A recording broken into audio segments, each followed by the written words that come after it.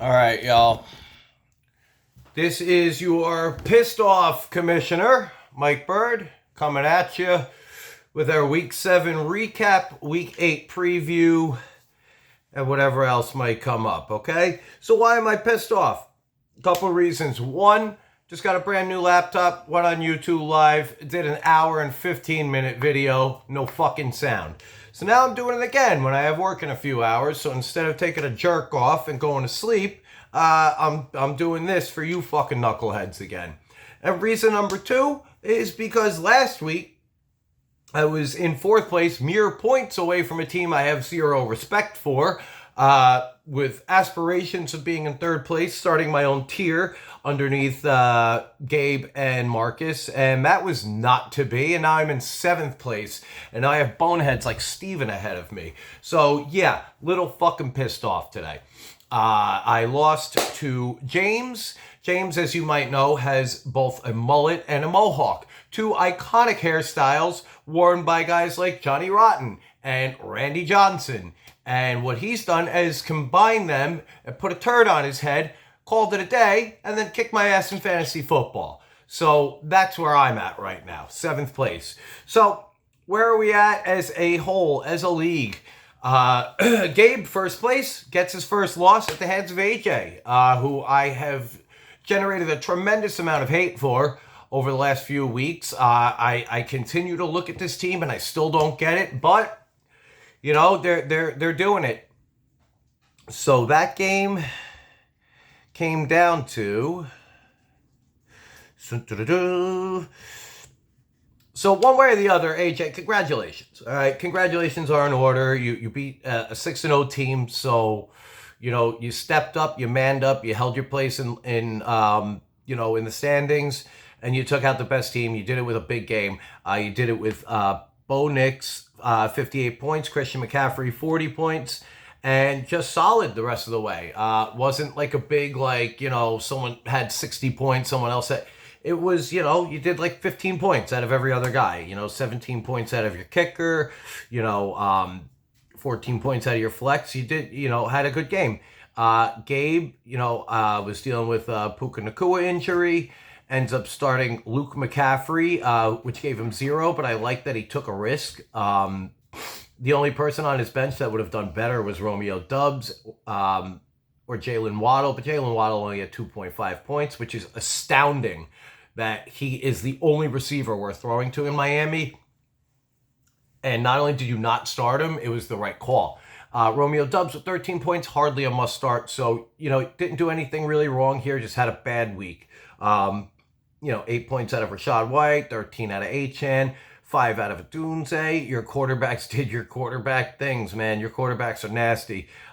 Still a team. But one thing I will say for AJ is Cam Scatabo. This revelation of him coming up as a fun, exciting player on this Giants team. The Giants are a team with next to no hope. You're not really looking to go to the playoffs if you're the Giants, but you're looking to win games. It started off grim with Russell Wilson, who, for the life of me, it just hit me this year. Like, he's done. He's totally, completely fucking washed. Ever since that Super Bowl, man, that dude was a dog, man. He was a winning guy. He was always a guy that put up high numbers, had a high morale around him.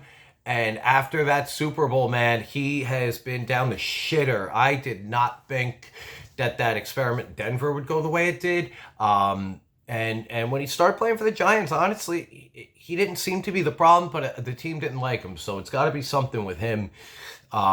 He's done forever, I think. But this Giants team, they're just looking to win games and give some kind of positivity to the fans. Something, a little bit of hope. And Cam Scatabo and Jackson Dart seem to be what's behind that. So having Scatabo as your RB2, I think is a massive win for you. I think that puts you in the B tier. I had you at C. I'm going to put you at B minus. Because now you're locked in at that position.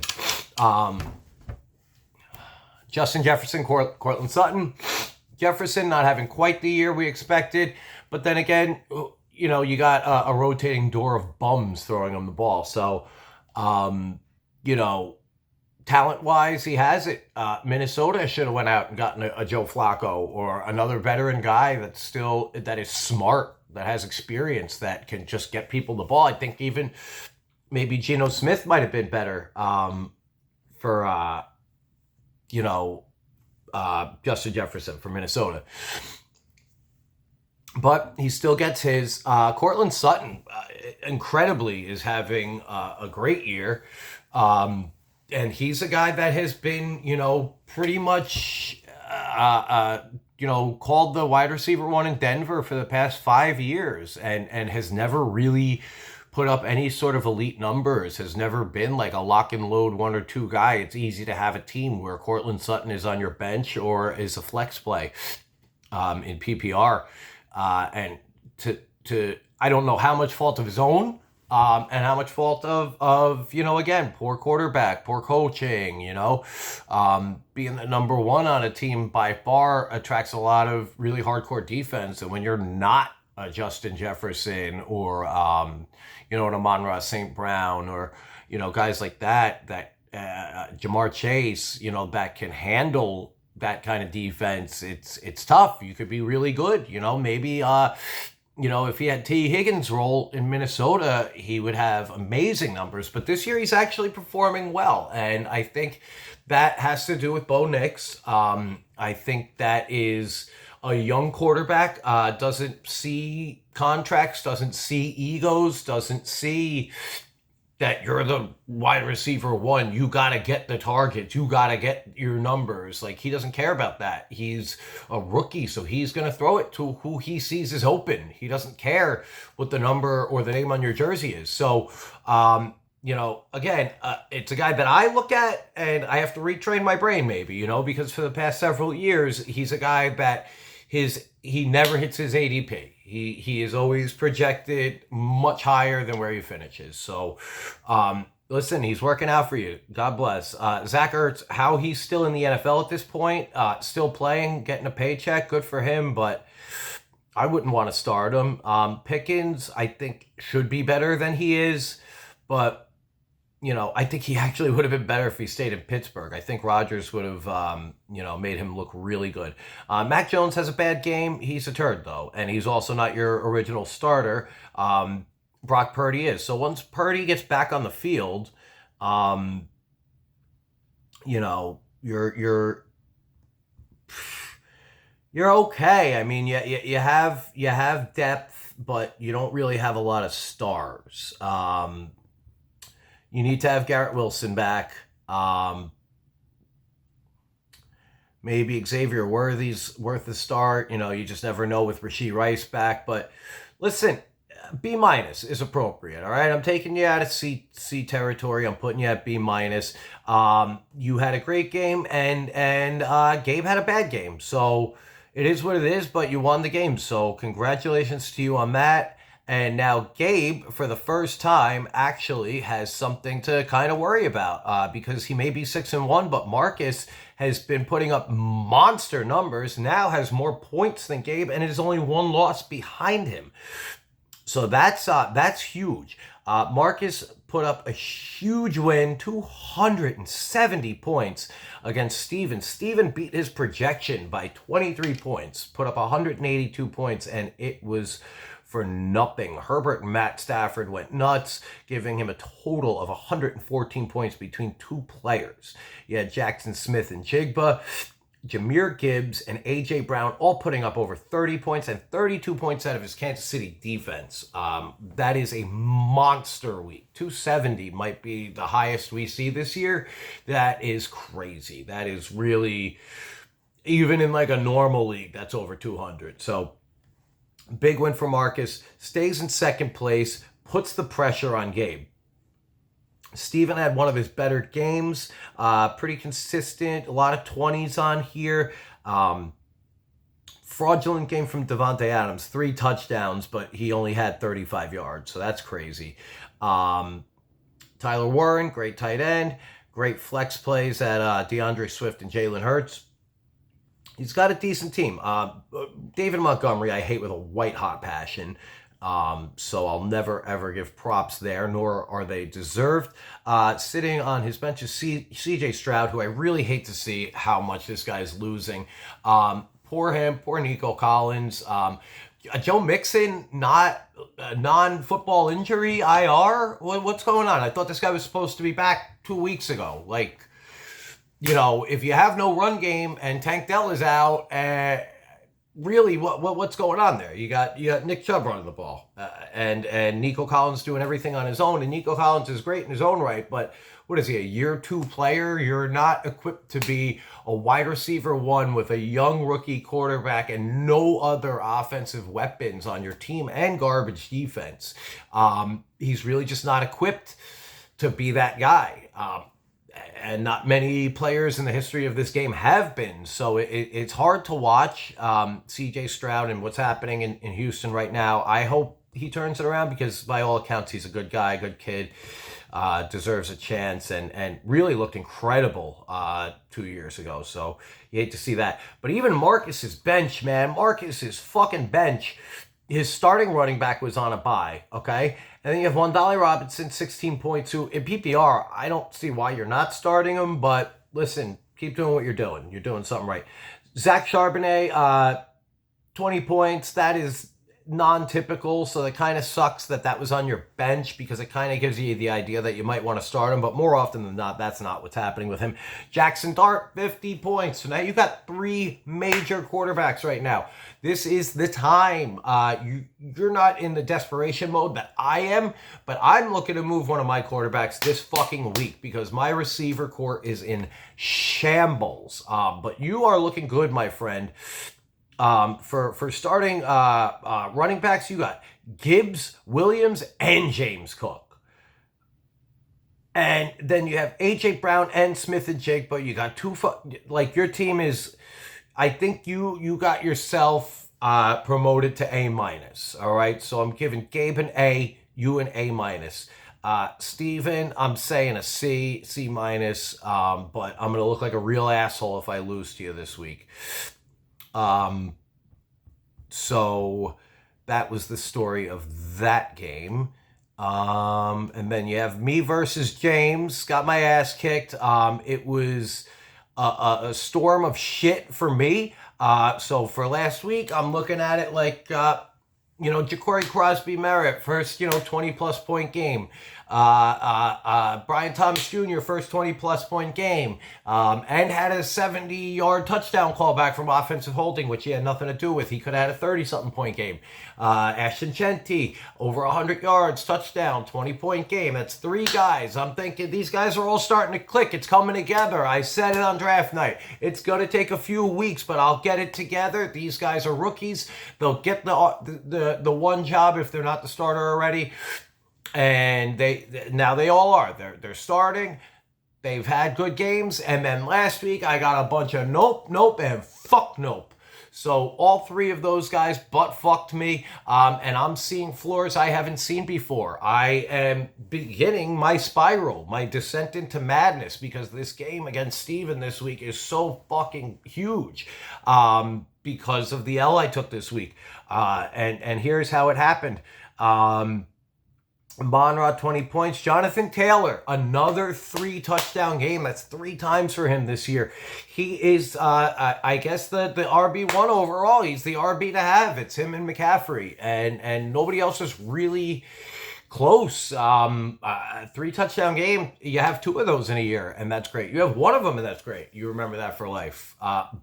3 of them in 1 year, man. I can't believe it. I had so much hate for this guy his rookie year. He didn't do what he was supposed to. Then the next year, while I'm bragging that I'm right and he's going ADP 5, I'm losing my fucking mind. And then he explodes, and then a couple more years of nothing, and now he's back. He's you can't predict what season he's going to be great in, but now, for all intents and purposes, he's the guy to have. He's doing what Saquon did last year. Without having to catch as many passes, too. I mean, he's pretty incredible. He's got 94 rush yards, 38 receiving yards, 3 touchdowns. So another huge game for him. Aaron Rodgers, man, I knew I should have picked him up off waivers, even though I got 3 quarterbacks. I definitely believe in trade equity. And if something out there is worth having, even if you don't need it, you should take it. And I didn't. I didn't with him. And Flacco was gone before I could find him. Because Booth took him, and I think that's a great quarterback to have right now because he's a smart guy.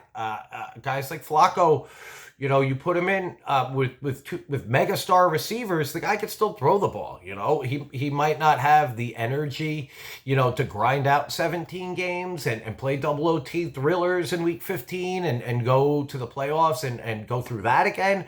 But the guy's a Super Bowl champion. He was a major part of a major franchise for a long time. So he's still got it in him, and he's shown it. He lands on a new team every year because his agent's good. That's not a reflection of his performance. He's no longer a starter. He's a backup, but when he backs up, he's the best backup you could really have, honestly. So, great for Booth for having him. But again, Rodgers is in that same vein where he's an aging guy, and we didn't give him his flowers, and he's playing really well. Pittsburgh has a great record. They could have been better if they didn't lose in the last second a couple of weeks ago, but that division's going to be fun to watch now because nobody is so good that they're a lock. Baltimore is by far the favorite, but, they just played a month without, Lamar Jackson. So they're certainly reachable.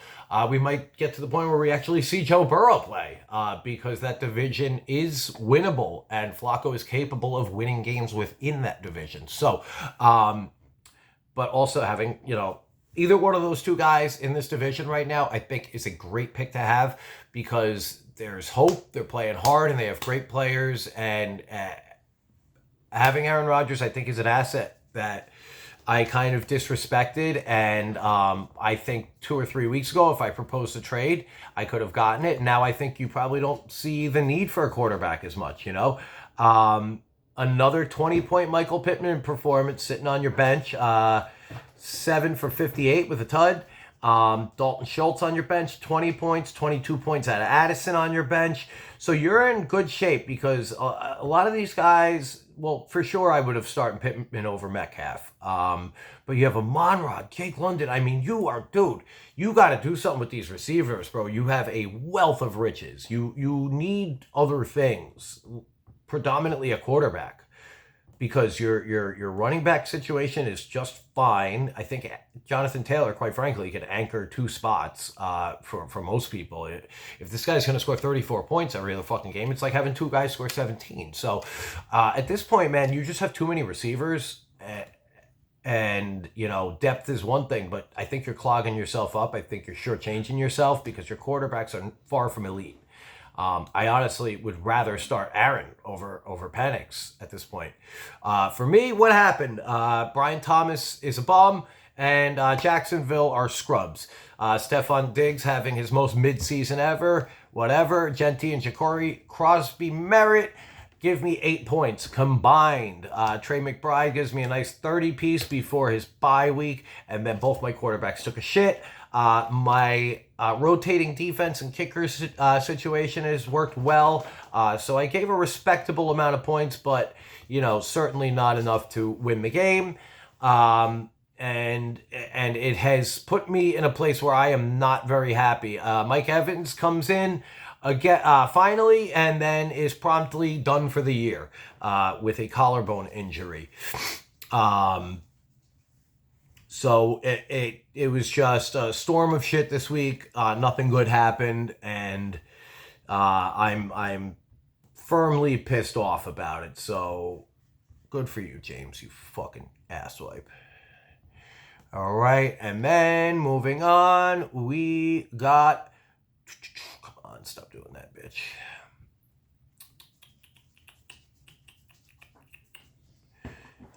Josh versus Trey, really not a lot to go into here. Trey is like a bye week. I think someone set his lineup for him, so he had a respectable 150, but Josh had a big game. Did it with consistency. A lot of 20s, a lot of 15s. He got 143-point performance out of Dak, a huge 35 out of Cleveland. Josh has quite a good team, I believe, to be C+ to B-. Great receivers, good quarterbacks. There's hope there. If people stay healthy and they all kind of do their thing, I think he could win any given week, but I also think he could lose any given week. But we're not going to go too much into that game because it was, again, against Trey. So nothing too exciting there.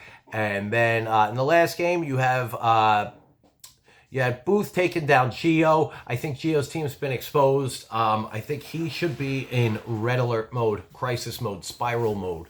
Like myself, but should be worse. But you're a way more chill guy than me, so I don't see that happening.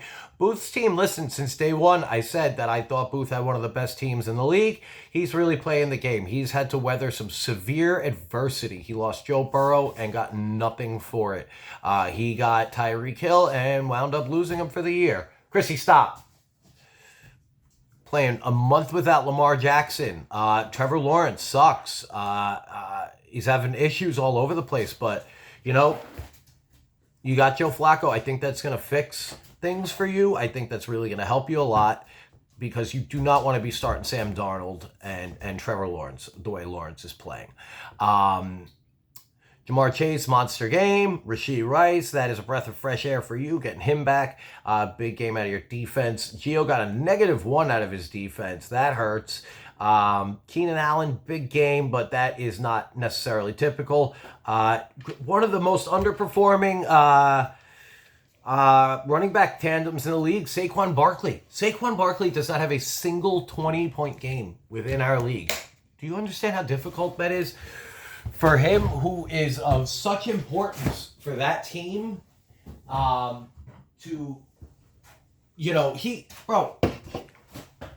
what game was it? It was this, I think he had,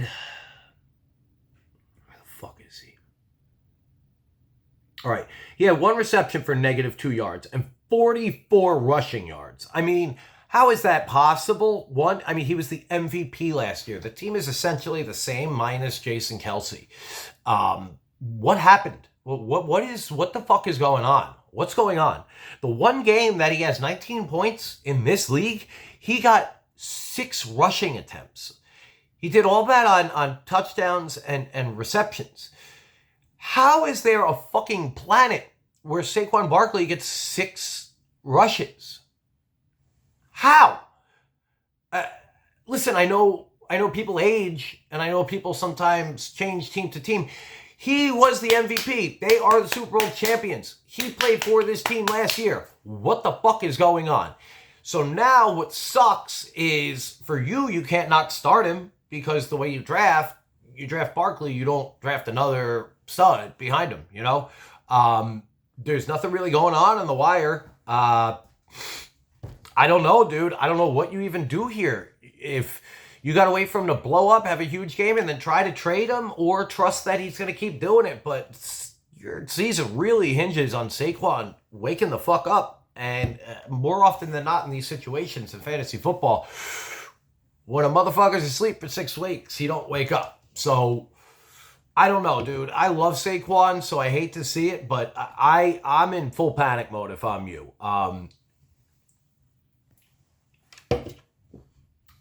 You're starting Hollywood Brown. Why? T. Higgins on your bench. Ill-advised move. Those points from T. Higgins. 13 points. You still would have had a narrow loss, but I would definitely be starting T. Higgins, bro. You got 0 points out of your tight end. Why is that? Because Brock Bowers was out. Okay, respectable. Brock Bowers has been a massive disappointment. I used him with a 2nd-round pick in my other league. Suffice to say, I am not doing amazing in that league either. But come on, there had to have been somebody better on the wire, man. 0 points. Yeah, there definitely was, because the dude on the Chargers that I just picked up had 33 points. So, you need help. And honestly, the quality of your team, I still give it like a B- to. It's just they're not getting the job done. And I think with Flacco throwing the ball to T. Higgins, I think that helps you massively. I think you start Higgins and McConkey, you're gonna have a better time than you had this week. Daniel Jones has been great. Indy's been great. So your team has potential, but it's not living up to it. But Brandon, I still love Brandon's team. I give him a solid B. And good for him because he has had to go through probably more than anybody else in this league, and he is sticking with it. And now he's one win out of playoff contention, and 2 wins out of being in second place. I mean, it's a very tight league. You have 6-1, you have 5-2, you got 3 people at 4-3, you got 3 people at 3-4. So anything can kind of get mixed up right now. Teams 3, 4, 5, 6, 7, 8, and 9 are all separated by 1 win. So things can get crazy where, guys have 200 points less than, the players that are below them. So, but for all intents and purposes, if Brendan gets momentum, I think he has one of the better teams. I certainly think he deserves to be in the playoffs with that team. So that's the story of last week. Now, this is what's happening this week. You have me versus Steven. That is the closest projected matchup.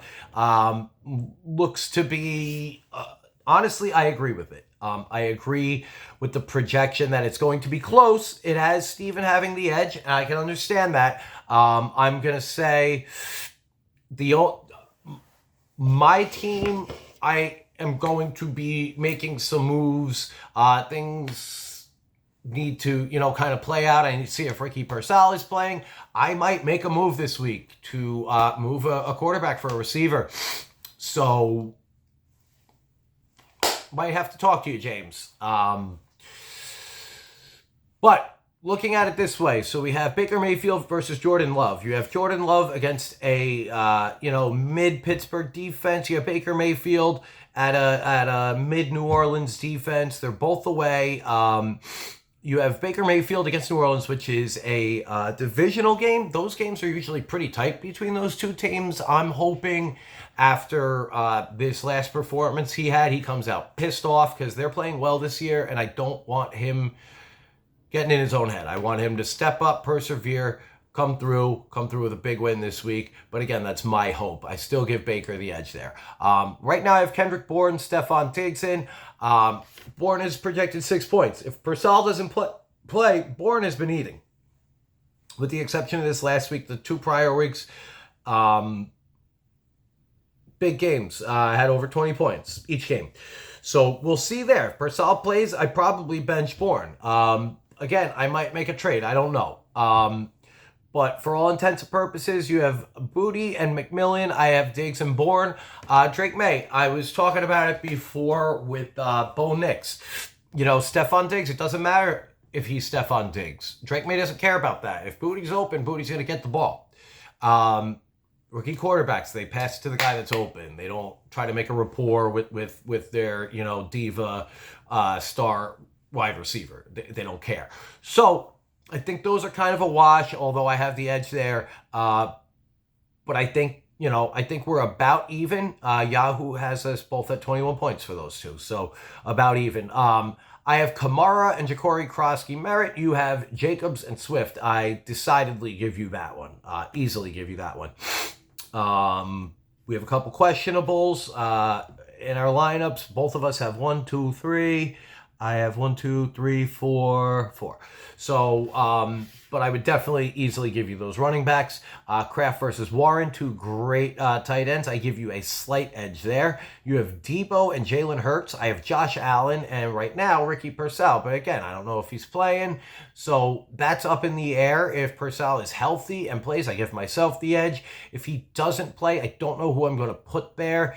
But since I have Josh Allen, I want to give myself the edge. The only problem is Jalen Hurts is playing the Giants, and that could be an extremely high-scoring game. I think Saquon sees a lot of action in that game, but we'll see. We'll see. I think that is a game that Philly always takes a lot of pride, and those end up a lot of times being high-scoring affairs, close games in those NFC least rivalries. You have Green Bay at Pittsburgh. I have Indy at Tennessee. I think I win there. Kickers are kickers. That's a wash. So again, I'm not terribly confident. So I am going to write my projected guesses and then show you what I think will be Tuesday's lineup. So for us, I'm gonna have to do one where I win and one where I lose, because I think our game is really a coin toss, and it is very important because we both have the same record. And the winner is going to stay in playoff position, and the loser is going to come out of it. Probably go down to maybe 8th. So, all right, your next game, you have AJ versus Trey. So the rich get richer. AJ's going to win that game. They only have it projected by 10 points, but we'll see what happens there. It shouldn't be close, but here's the deal. Stranger things have happened. You have Shaheed and Smith versus Sutton and Jefferson. I give AJ the nod. Caleb versus Bo Nix. I think that could go either way. McCaffrey and Scatabo versus Brown and Bijan. Closer than you would think, probably. Actually, Yahoo has Trey with the edge on that one, but I am going to give that to AJ, and I'm not thinking twice. Kelsey versus Zach Ertz. Somehow in 2025 are projected almost the same points. I just can't fathom how that's possible. I'm going to give the nod to Trey on that one. You have Pickens and Purdy versus Ward and Pitts. If Purdy plays, I am going to give the nod to AJ on that one. If he doesn't play, I would presume that he's going to start Mac Jones or Breece Hall. But, like getting Garrett Wilson back, Breece Hall back, having Xavier Worthy, you have the tools. This should be a no-brainer, unless Trey just straight up gets lucky and just has a crazy game where nobody would have beaten him, which is entirely possible. But I would project that AJ wins this game. I don't think that it should be terribly close, but again, anything can happen. You have Josh versus James, which is a pretty important game. James is a very tough out. We're looking at Penix versus Prescott. I'm going to give that to Prescott. Although, wait, hold on. You have Prescott at Denver, and you have Penix home versus Miami. So that I'm actually going to call that even, because Dak certainly has a higher floor and ceiling than Penix, but he is playing a stout defense, whereas Penix is playing a really sorry-ass fucking team at home with momentum right now. So look for Penix and London, and you guys both have your double stacks too, because you got Penix and London, and Josh has Dak and CeeDee Lamb. So those two versus those two might be an extreme swing in this game, because Penix is playing a sorry-ass team, and his number one target should eat them up. And Dak's playing a really stout defense, and I think that CeeDee Lamb will suffer because of it. I think CeeDee Lamb is a guy that has the talent, the flash, and I thought had the personality to be like the next megastar. He is a star. He is an all-star. He is possibly all-pro. Tremendously talented, but people don't give Dak credit. Dak's a great quarterback, and his number one weapon is going to eat. I think that getting locked down early by Denver will fuck with him. I think that his sportsmanship leaves something to be desired. I think that he, in the same vein as like a DK Metcalf, kind of starts to give up and get frustrated. But listen, projections mean nothing, but you're projected a narrow win there, 52-47 on those four players. But and then moving down to your wide receiver twos, you have Olave versus Pittman. So strong starts for both you guys. James finally waking up and starting Pittman against Tennessee. You have Jaylen Warren and Rico Dowdle versus Taylor and Derrick Henry. That is very unfortunate, because that is a landslide beatdown by James, in my personal opinion. Now you have Cade Otton versus Dallas Goedert. I'd say that's about even.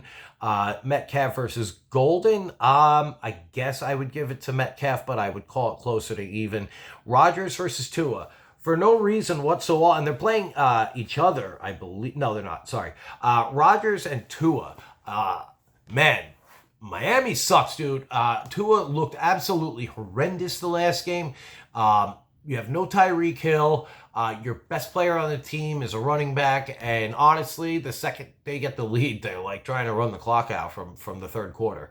So I don't know what to expect there, but I know that I certainly expect Rodgers to have a far superior game to Tua, even though he's projected less. I can't. That simply doesn't make sense to me. There must be more than meets the eye. And also Aaron Rodgers loves picking apart Green Bay. So we'll see if he's still got it in him, to do it from Pittsburgh. So, but I trust Rodgers in that game. You have San Fran D at Houston, Cleveland D at New England. Somehow Cleveland D is projected more points. I think San Francisco shuts down that sorry ass Houston team, even with a decimated defense. I think they should have no problems locking down Houston. And then, let's see. There's nothing really on the bench that Josh can do to make his team better. He can maybe put in Vidal over Rico Dowdle, but that's certainly a coin toss. Dalton Kincaid, I would probably put Kincaid over Cade Otton, but that's just me. What do I know? I give this game to James. I don't think that it's terribly close. I think these projections are a little skewed in Josh's favor. I think James takes that game. James goes 5-3. Josh goes 3-5. And then I believe for the last, we got two more. So we have Marcus and Booth. That's a big important game for Booth and for Marcus. Marcus wants to keep pace with Chase and Gabe, keep the heat on there, keep the first round bye position. And Booth is trying to keep some momentum going, get to 500 and find himself maybe in playoff contention after a really rough string of games. He's kind of gotten it together. Booth, seriously, I give you a lot of credit, man. You've been through more adversity than anyone in this league. You made a huge trade, and you lost one of your best players. You received, two players that wound up on IR, Joe Burrow, Tyreek Hill. Heart goes out to you, man. You're losing people left and right. You named your team after Lamar Jackson, and he hasn't played in a month. So you have him locked and loaded as a starter. So you're definitely going to hope he starts there, clearly. If he doesn't start, you got nothing.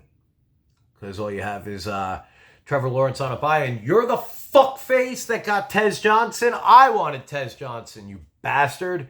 If I don't get a player, I don't look to see who did get him. I just stay mad.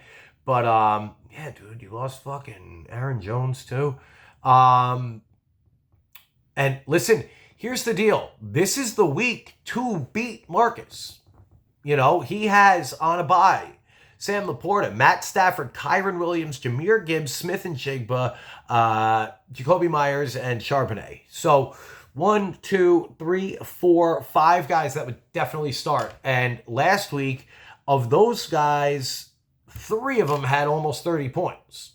So if there's a week to strike Marcus, it's this week. And the projections are leaning very heavily in Booth's favor. So if Lamar Jackson plays, you got Herbert versus Jackson. I say that's about a wash. Chase versus DJ Moore and Waldale Robinson versus Rice and Chase. That's not close. Booth takes that handily.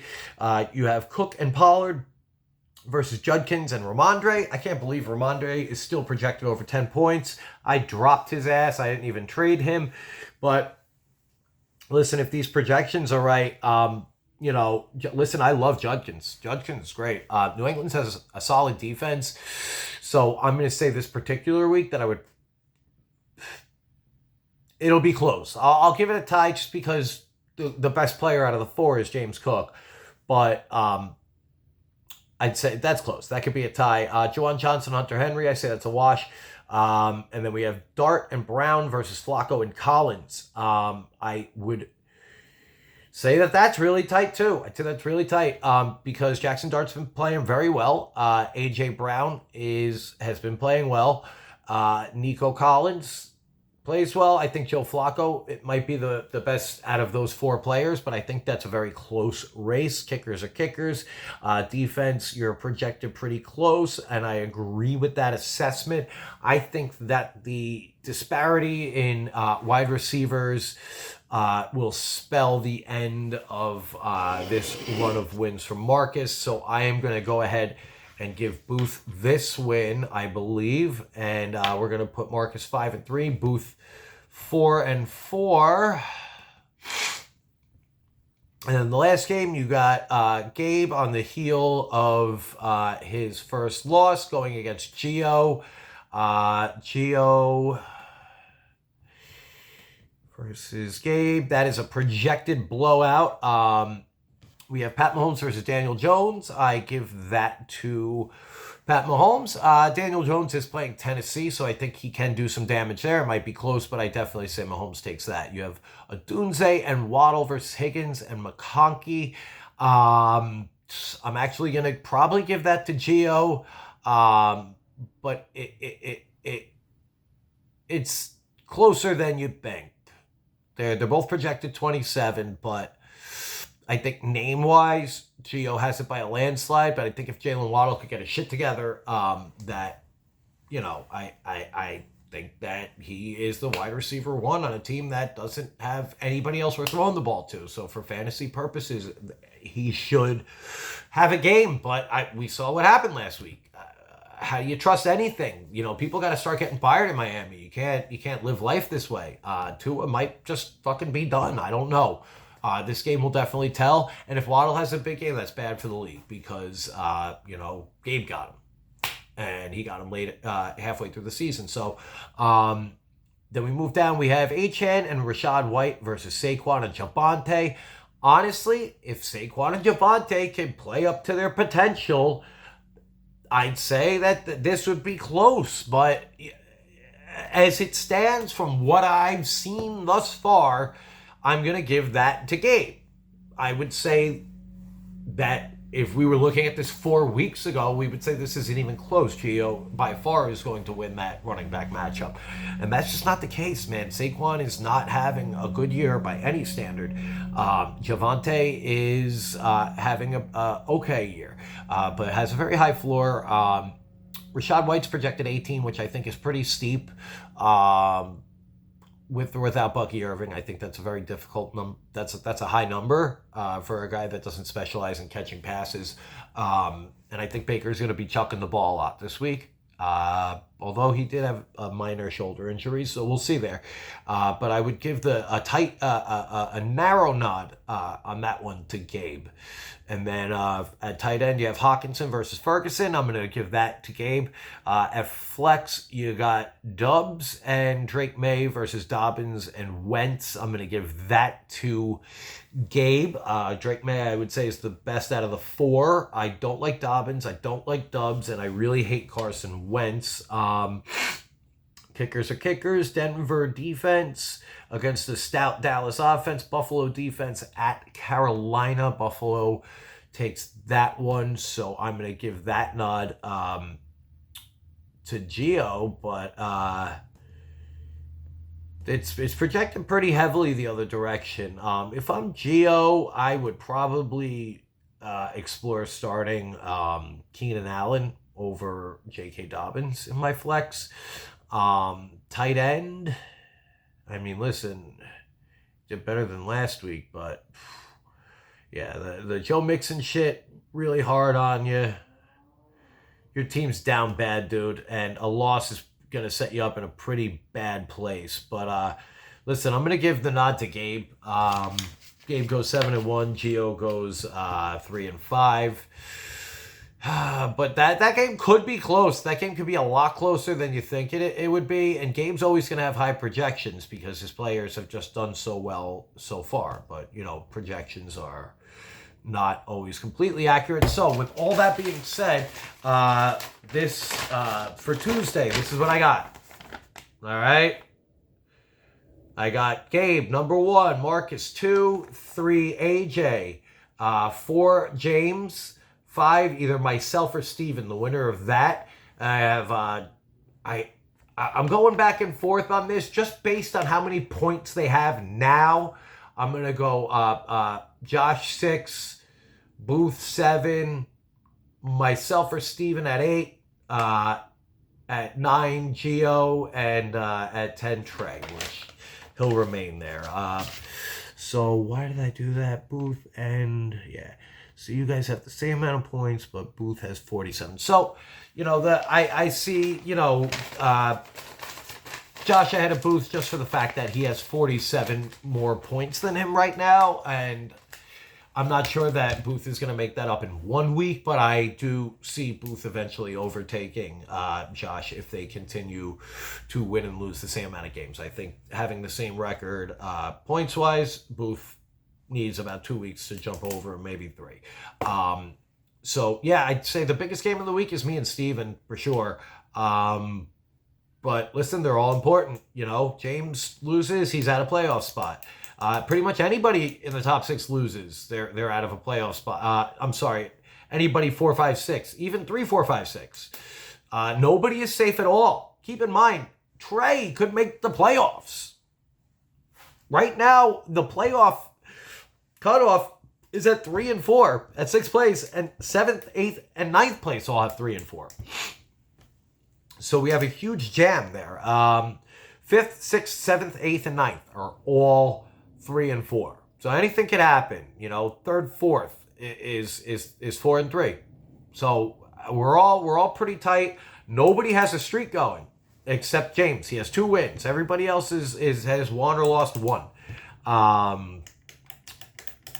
Booth active on the wire, man. 25 moves, which is the most in this league, and it shows because he's gone through a lot, and he's right there, right in the driver's seat to make the playoffs. So that's what I got.